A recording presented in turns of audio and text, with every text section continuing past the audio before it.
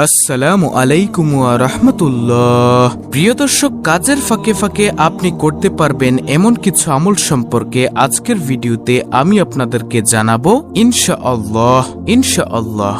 দর্শক, আজকের ভিডিওতে যে আমলগুলো আমি আপনাদেরকে বলবো, আমলগুলো এতই ছোট যে আপনি কাজের ফাঁকে ফাঁকে অবসর সময়ে, রাস্তা দিয়ে চলার সময় অর্থাৎ খুবই অল্প সময়ে এই আমলগুলো করতে পারবেন। আমলগুলো খুবই ছোট কিন্তু এর ফজিলত অনেক অনেক বেশি। কাজের ফাঁকে কিংবা অবসর সময়ে মানুষ কত কাজই না করে থাকে। কেউ গান শোনে, কেউ নাটক, সিনেমা কিংবা টিকটক জাতীয় মুভি দেখে সময় অতিবাহিত করে। কিন্তু এই অবসর সময়ে কিংবা কাজের ফাঁকে ছোট ছোট অনেক দোয়া ও জিকির আছে যা পরেও মানুষ প্রশান্তি পেতে পারে। আর এসব জিকির ও দোয়ার ফজিলত, মর্যাদা এবং সওয়াব অনেক বেশি। বান্দার প্রতিটি আমলই আল্লাহর কাছে অনেক দামি। ছোট ছোট আমলও কিয়ামতের দিন বিপুল সওয়াবে পরিণত হবে। তাই ছোট বড় কোনো আমল ও সৎ কাজকে অবহেলা করা উচিত নয়। তাহলে চলুন একে একে প্রত্যেকটি আমল অর্থাৎ দোয়া ও জিকিরের কথা আপনাদের সামনে তুলে ধরি। প্রিয় দর্শক, কাজের ফাঁকে ফাঁকে অবসর সময়ে আপনি করতে পারবেন আজকের ভিডিওতে এমন 10টি আমলের মধ্যে সর্বপ্রথম নম্বর আমলটি হলো আল্লাহুম্মা ইন্নী আসআলুকাল আফিয়া ফিদ দুনিয়া ওয়াল আখিরা। অর্থ, হে আল্লাহ, তোমার কাছে আমি দুনিয়া ও আখিরাতের নিরাপত্তা ও সুস্থতা কামনা করছি। সুবহানাল্লাহ। প্রিয় দর্শক, দেখুন কত সুন্দর একটি দোয়া। আল্লাহুম্মা ইন্নী আসআলুকাল আফিয়া ফিদ দুনিয়া ওয়াল আখিরা। হে আল্লাহ, তোমার কাছে আমি দুনিয়া ও আখিরাতের নিরাপত্তা ও সুস্থতা কামনা করছি। সুবহানাল্লাহ। অর্থাৎ আপনি যদি খালেস অন্তরে, শিরক মুক্ত থেকে, গুনাহ মুক্ত থেকে প্রতিনিয়ত এই দোয়াটি করতে থাকেন, তাহলে আল্লাহ তাআলা আপনাকে দুনিয়া ও আখিরাতের নিরাপত্তা দান করবেন এবং আল্লাহ রাব্বুল আলামিন আপনাকে সুস্থতা দান করবেন ইনশাআল্লাহ। তারপরে প্রিয় দর্শক, কাজের ফাঁকে ফাঁকে অবসর সময়ে আপনি করতে পারবেন আজকের ভিডিওতে এমন 10টি দোয়া ও আমলের মধ্যে দ্বিতীয় নম্বর আমলটি হলো লা ইলাহা ইল্লা আনতা সুবহানাকা ইন্নী কুনতু মিনাজ জালিমিন। প্রিয় দর্শক, এটি হচ্ছে দোয়া ইউনুস। এর অর্থ হচ্ছে, তুমি ছাড়া কোনো মাবুদ নেই, তুমি পবিত্র, সুমহান, আমি নিশ্চয়ই জালিমদের দলভুক্ত। এর ফজিলত হলো, দৈনিক একবার দোয়া ইউনুস পড়লে পদমর্যাদা সমুন্নত হয়, আল্লাহ তার রোজি রোজগারে সমৃদ্ধি দান করেন, দুঃখ, যন্ত্রণা, পেরেশানি, অশান্তি ও কষ্ট প্রভৃতি দূর করেন, তার জন্য সবসময় কল্যাণের দ্বার খুলে দেন, শয়তানের প্ররোচনা থেকে তাকে রক্ষা করেন।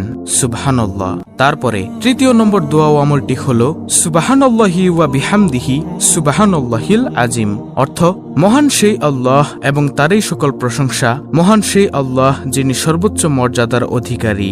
আবু হুরায়রা রাদিয়াল্লাহু তাআলা আনহু থেকে বর্ণিত হাদিসে রাসূল সাল্লাল্লাহু আলাইহি ওয়াসাল্লাম বলেছেন, দুটি বাক্য এমন রয়েছে যা বলা সহজ, আমলের পাল্লায় অনেক ভারী আর আল্লাহর কাছেও অধিক পছন্দনীয়। আর সেই বাক্য দুটি হলো সুবহানাল্লাহি ওয়া বিহামদিহি সুবহানাল্লাহিল আজিম। দলিল বুখারী শরীফের হাদিস, হাদিস নম্বর 6406। এছাড়াও এই বাক্য দুটির রয়েছে অনেক ফজিলত। আপনি কাজের ফাঁকে ফাঁকে অবসর সময়ে এই আমলটি করতে পারেন। তারপরে চতুর্থ নম্বর আমলটি হলো শ্রেষ্ঠ 4টি জিকিরের মধ্যে একটি জিকির, সেটি হলো সুবহানাল্লাহ।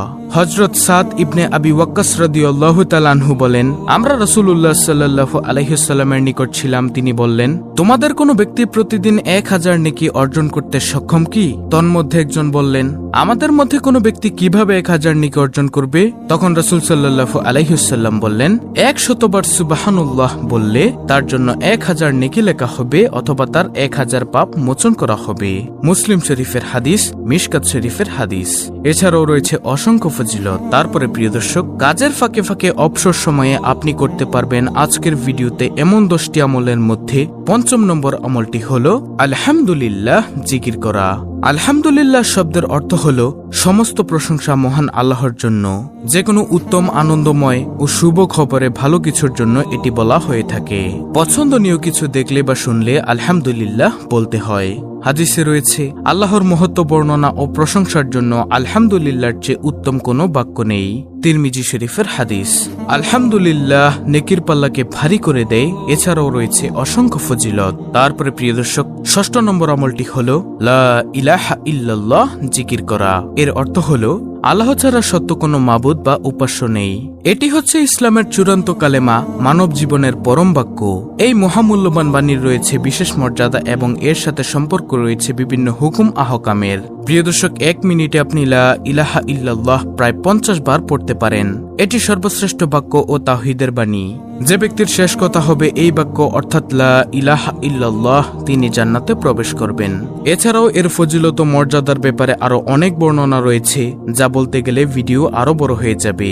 তাহলে গেল 6 নম্বর আমল, লা ইলাহা ইল্লাল্লাহ জিকির করা। তারপরে 7 নম্বর আমলটি হলো আল্লাহু আকবার জিকির করা, অর্থ আল্লাহ তাআলা সবকিছুর চেয়ে বড় এবং মহান।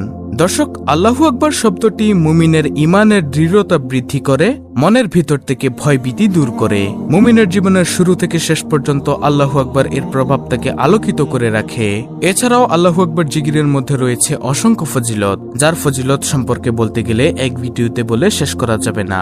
তারপরে প্রিয় দর্শক, কাজের ফাঁকে ফাঁকে অবসর সময়ে আপনি করতে পারবেন এমন 10টি আমলের মধ্য থেকে আজকের ভিডিওর 8 নম্বর আমলটি হলো লা হাওলা ওয়ালা কুওয়াতা ইল্লা বিল্লাহ। দর্শক, লা হাওলা ওয়ালা কুওয়াতা ইল্লা বিল্লাহ এর অর্থ হচ্ছে আল্লাহ ছাড়া কোনো ভরসা নেই, কোনো ক্ষমতা বা শক্তি নেই। অর্থাৎ মানুষের ব্যক্তিগত শক্তি, সামর্থ্য, ক্ষমতা ও সাহস যত বেশি থাকুক না কেন, আল্লাহ তাআলা তৌফিক না দিলে তা কোনো ধরনের উপকারে আসবে না। এবং আল্লাহর সত্যতা সবকিছুর ঊর্ধ্বে এবং শক্তিধর বস্তু আল্লাহর সামনে একেবারে তুচ্ছ ও ছোট। এটি একটি গুরুত্বপূর্ণ বাক্য। এর ফজিলত ও সওয়াব অনেক বেশি। যখন মানুষ নিজের সক্ষমতার বাইরে কোনো পরিস্থিতি ও কাজের মুখোমুখি হয় যা সম্পাদন করা তার উপর কষ্টসাধ্য হয়ে পড়ে, তখন এই বাক্যটি পড়তে হয়। এছাড়া শয়তানের কোনো প্রতারণা আক্রমণ থেকে বাঁচার জন্য এই দোয়াটা পড়া হয়, অর্থাৎ লা হাওলা ওয়ালা কুওয়াতা ইল্লা বিল্লাহ। আমলটি করার ব্যাপারে হাদিসে অনেক বর্ণনা এসেছে। আবু মুসা আশআরী রাদিয়াল্লাহু তাআলা আনহু বর্ণনা করেন, রাসূল সাল্লাল্লাহু আলাইহি ওয়াসাল্লাম একবার আমাকে বললেন, তোমাকে জান্নাতের অন্যতম ধনভাণ্ডারের কথা কি বলে দিব? আমি বললাম, অবশ্যই বলে দিন হে আল্লাহর রাসূল সাল্লাল্লাহু আলাইহি ওয়াসাল্লাম। তিনি বললেন, লা হাওলা ওয়ালা কুওয়াতা ইল্লা বিল্লাহ। হাদিস নম্বর দেওয়া আছে। তারপরে হাজিম ইবনে হারমালা রাদিয়াল্লাহু তাআলা আনহু বলেন, আমি নবী সাল্লাল্লাহু আলাইহি ওয়াসাল্লামের নিকট দিয়ে যাচ্ছিলাম। তিনি আমাকে বললেন, হে হাজিম, তুমি অধিক সংখ্যায় লা হাওলা ওয়ালা কুওয়াতা ইল্লা বিল্লাহ বাক্যটি পড়ো, কেননা তা হলো জান্নাতের গুপ্তধন। বুখারী শরীফের হাদিস, মুসলিম শরীফের হাদিস। তো এটি গেল 8 নম্বর আমল। তারপরে 9 নম্বর আমলটি হলো আস্তাগফিরুল্লাহ পাঠ করা। আস্তাগফিরুল্লাহ এর অর্থ হচ্ছে আমি আল্লাহর কাছে ক্ষমা প্রার্থনা করছি। কোনো খারাপ কাজ করে পরবর্তীতে অনুতপ্ত হলে এই দোয়াটি পাঠ করা হয়। আস্তাগফিরুল্লাহ এর প্রধান ফজিলত হচ্ছে আল্লাহ তাআলার ক্ষমা পাওয়া। আমাদের প্রিয় নবী হযরত মুহাম্মদ সাল্লাল্লাহু আলাইহি ওয়াসাল্লাম তাদের জন্য সুসংবাদ দিয়েছেন, যাদের আমলনামায় অধিক ইস্তেগফার পাওয়া যাবে। প্রতিদিন আস্তাগফিরুল্লাহ পাঠ করা নবীজি সাল্লাল্লাহু আলাইহি ওয়াসাল্লামের সুন্নতের অনুসরণ, কারণ নবীজি সাল্লাল্লাহু আলাইহি ওয়াসাল্লাম দৈনিক কমপক্ষে 70 বার ইস্তেগফার পাঠ করতেন। তাহলে গেল 9 নম্বর আমল, আস্তাগফিরুল্লাহ পাঠ করা। তারপরে প্রিয় দর্শক, কাজের ফাঁকে ফাঁকে অবসর সময়ে আপনি করতে পারবেন আজকের ভিডিওতে এমন 10টি আমলের মধ্য থেকে সর্বশেষ 10 নম্বর আমলটি হলো নবীজি সাল্লাল্লাহু আলাইহি ওয়াসাল্লামের উপর দুরূদ পাঠ করা। সেটা হতে পারে দুরূদে ইব্রাহিম, যেটা আমরা নামাজের মধ্যে পাঠ করে থাকি, অথবা সবচেয়ে ছোট দুরূদ সাল্লাল্লাহু আলাইহি ওয়াসাল্লাম। আপনি যদি দুরূদে ইব্রাহিম পড়তে না পারেন, তাহলে আপনি পাঠ করুন সাল্লাল্লাহু আলাইহি ওয়াসাল্লাম, তাহলেও আপনার দুরূদ আদায় হয়ে যাবে ইনশাআল্লাহ। দুরূদ পাঠের ফজিলত হলো, একবার দুরূদ পাঠ করলে আল্লাহ তাআলা 10টি রহমত নাজিল করেন। এ সম্পর্কে আবু হুরায়রা রাদিয়াল্লাহু তাআলা আনহু থেকে বর্ণিত, রাসূল সাল্লাল্লাহু আলাইহি ওয়াসাল্লাম বলেছেন, যে ব্যক্তি আমার প্রতি একবার দুরূদ পাঠ করে, আল্লাহ তাআলা তার প্রতি 10টি রহমত বর্ষণ করেন, তার 10টি গুনাহ ক্ষমা করে দেন, তার মর্যাদা 10 ধাপ বৃদ্ধি করে দেন। সুবহানাল্লাহ। প্রিয় দর্শক, কাজের ফাঁকে ফাঁকে অবসর সময়ে আপনি করতে পারবেন এমন 10টি দোয়া ও আমল ইস্তেগফার আমি সংক্ষেপে আপনাদেরকে আবার বলে দিচ্ছি। নম্বর 1, আল্লাহুম্মা ইন্নী আসআলুকাল আফিয়া ফিদ দুনিয়া ওয়াল আখিরা। নম্বর 2, লা ইলাহা ইল্লা আনতা সুবহানাকা ইন্নী কুনতু মিনাজ জালিমিন।